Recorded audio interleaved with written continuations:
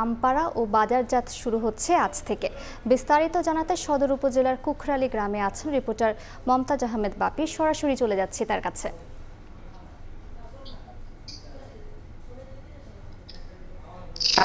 সেই সুমিষ্ট হিমসাগর আমপাড়া আজ শুরু হয়েছে।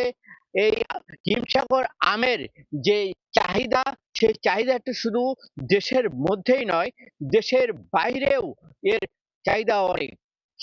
এই সুমিষ্ট বিষমুক্ত হিমসাগর আম নিয়েই ব্যস্ত সময় পার করছেন চাষিরা চাষিরা চাষিরা চাষিরা যে এই সুমিষ্ট হিমসাগর আম তারা অপেক্ষায় থাকে যে 6 মাস যে পরিচর্যা, এই 6 মাসের পরিচর্যার পরে যে আমটি তারা পাচ্ছে এখন, তা নিয়ে তারা খুবই আনন্দিত।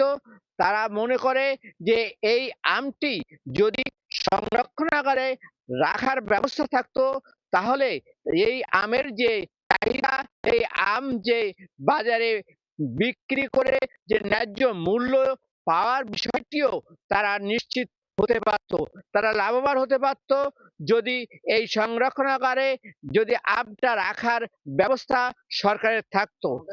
কৃষি বিভাগ বলছে যে এই আম যদি আমরা গবেষণাগারেরও একটি ব্যবস্থা থাকতো এখানে, তাহলে এই আম নিয়ে অনেক বাণিজ্য হতো, অর্থনৈতিক একটি বাণিজ্যের জায়গায় পরিণত হতো। একই সাথে এখানে কর্মসংস্থানেরও অনেক বাড়তো বলে কৃষি বিভাগ আমাদেরকে জানিয়েছে। আমরা তার কৃষি বিভাগের সঙ্গে কথা বলে জেনেছি যে এই হিমসাগর আম নিয়েই তারা বহু রিসার্চ করছে এবং এর জাত আরো বড় করার, আরো উন্নত করার, কোয়ালিটি আরো বাড়ানোর চেষ্টা করছেন এই কৃষি বিভাগ। আমাদেরকে বলছে যে এবার কৃষি বিভাগ এবার বলছে যে তারা এই আম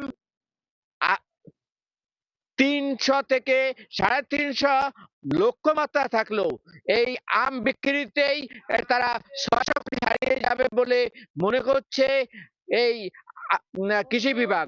এই ছিল সাতক্ষীরার সেই সুবিখ্যাত হিমসাগর আম নিয়ে সর্বশেষ।